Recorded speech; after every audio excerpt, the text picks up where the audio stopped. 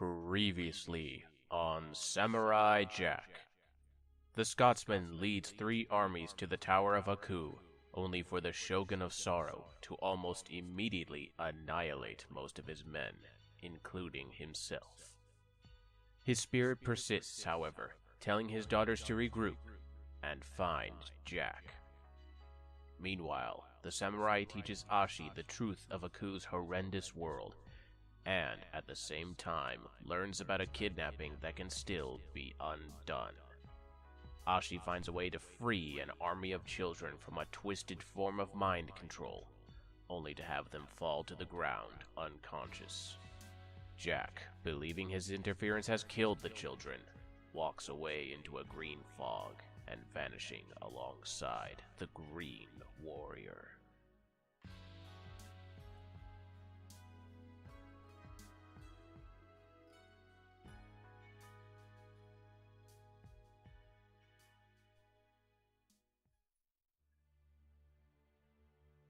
We start 97 up in the sky as Ashi rides an aircraft to Jack's last known location.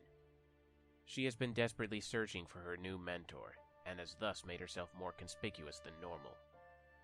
2 large, hooded figures attack her, proclaiming that the woman they believe to be a bounty hunter of Aku will not hurt the samurai.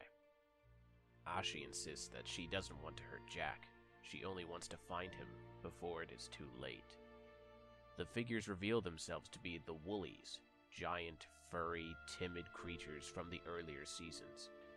They tell their tale of how Samurai Jack saved them from enslavement, and how they have hailed him as a hero ever since. Afterwards, an employee aboard the aircraft tells Ashi that they have reached Jack's last known location. Ashi gives her thanks before jumping off and landing safely in the forest below.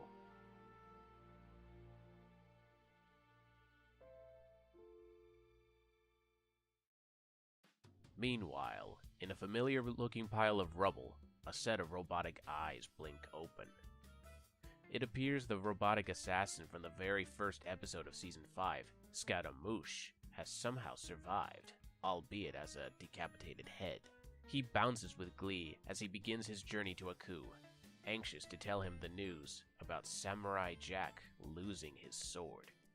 Remember, Aku does not know this, so if Scaramouche actually succeeds, Aku will destroy Jack with ease.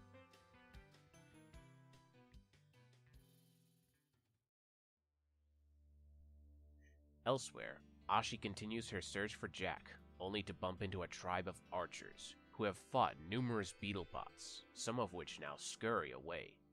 They warn her to run if she is in league with Aku, but Ashi once more states that she is looking for Jack. The archers extend a hand of friendship, as any friend of Jack's is a friend to them. Ashi reluctantly accepts the gesture, not wanting to upset them, though still unsure if she truly is the samurai's friend. The archers show Ashi their civilization, formed on the spire of a mountain. The place is vibrant, colorful, and peaceful, in spite of the earlier conflict. The archers proclaim that this place would not exist if not for Jack, showing her a flower-covered tribute to their hero. They too tell a tale of how the samurai helped them, and it is here where my professional demeanor must briefly withdraw.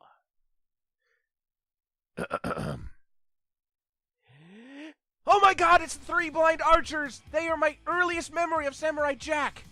Okay, for those not in the know, these guys found a well that could grant any wish. They wanted to be the most powerful warriors in the land, but the well made them blind monsters in the process. This was because the well was made by Aku as a trap for Jack. If the archers didn't kill him, then the well would, but Jack managed to both free the archers from their curse and destroy the well with a pain-filled scream.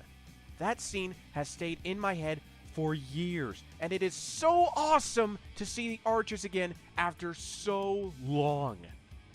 This is one of many reasons why Season 5 is so amazing to me, and it only gets better from here. But we'll get to that in a moment. Back to the actual story.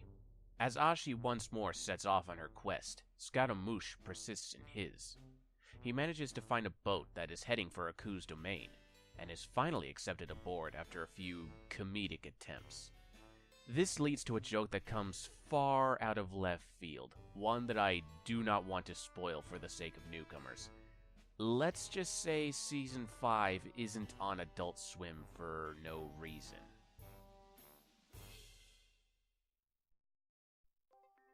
Ashi, meanwhile, stumbles across a massive outdoor rave party. Once more she asks about Jack, only to be told of another instance of his heroism, only this time in song. Olivia, another character from the previous seasons, sings of how she and her people were once mind-controlled through Aku's twisted music, but were freed by Jack. Now she rebels with her people through their music, as they dance throughout the night. Even Ashi is swept up in the beat for a brief moment before pressing on in her quest.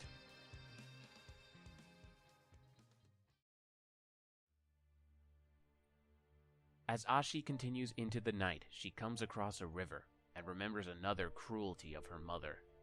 The high priestess claimed that Aku was born of darkness, molded by it.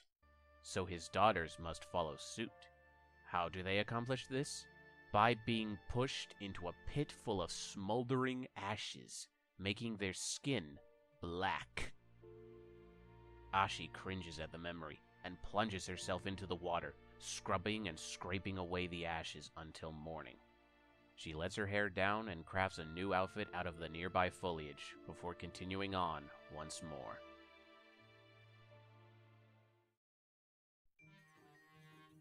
Back on the ship, Scaramouche finds a phone booth where he can make a collect call to Aku. Before he can tell his boss about Jack's sword, he is interrupted by a crowd of anthropomorphic dogs nearby. He rudely tells them to shut up, to which the dogs respond by tossing him overboard, which will no doubt hinder his progress if he is ever to make another appearance.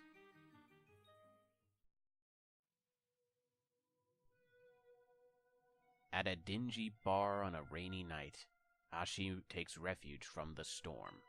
The bar is crowded with various warriors, all sporting their own kind of wounds. Ashi once more mentions the samurai, but this time, everyone around her laughs.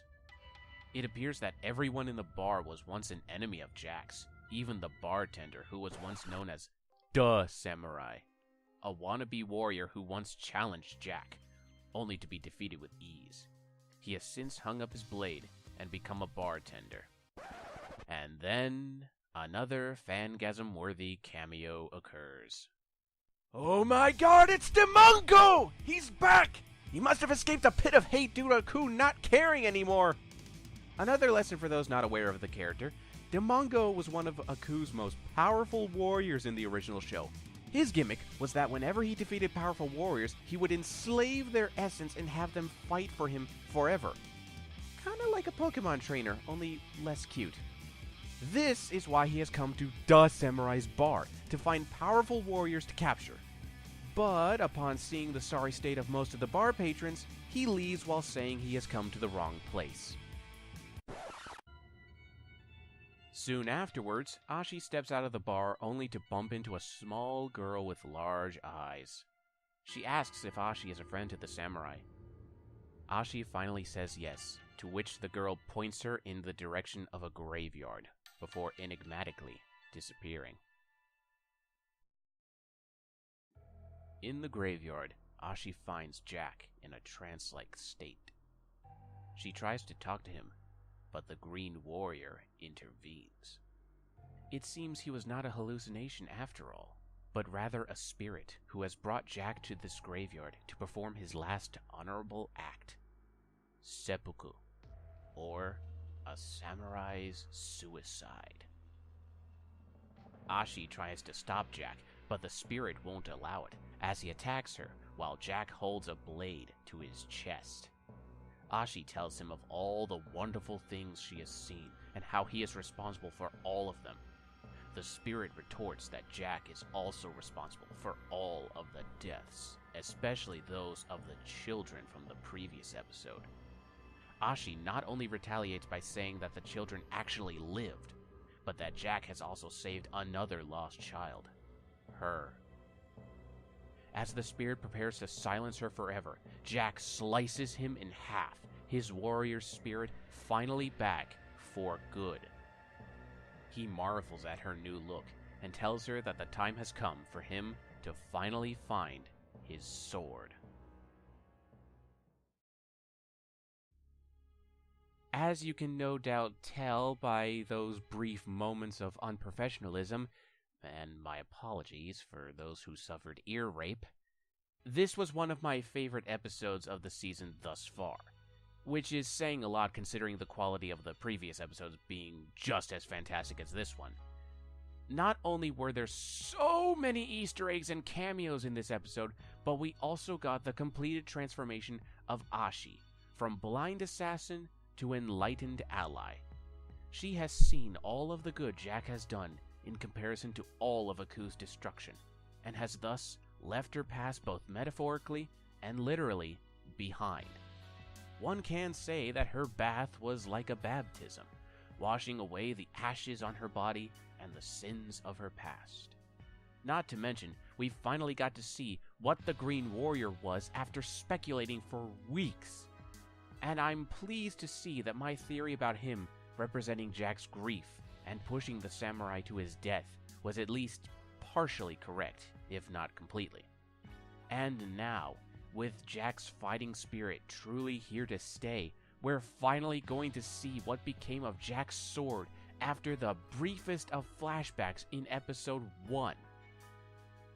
But if I do have to complain about the smallest of things, and trust me when I say that this is really nitpicky, there are two aspects of the episode that are a tad lackluster. Firstly, as much as I liked Scaramouche, I can't help but feel that his scenes were simple padding to keep the episode at a minimum time length. Not to mention that joke he told still throws me off a bit upon remembering it. I mean, seriously. Also, the appearance of Demongo was far too brief, and I feel like we might not see him again in spite of his newfound freedom and strength. But I suppose his appearance was meant to point out that there are few warriors of notable merit now that Jack has hacked and slashed his way to the top, making for a chuckle-worthy joke at best. In either case, I cannot wait for the next episode. Same Samurai Jack time, same Samurai Jack place. And yes, I realize how corny that sounds. In the meantime, though, never stop rambling. This has been Rambles and Mumbles of a Nerd, and I thank you for watching this episode.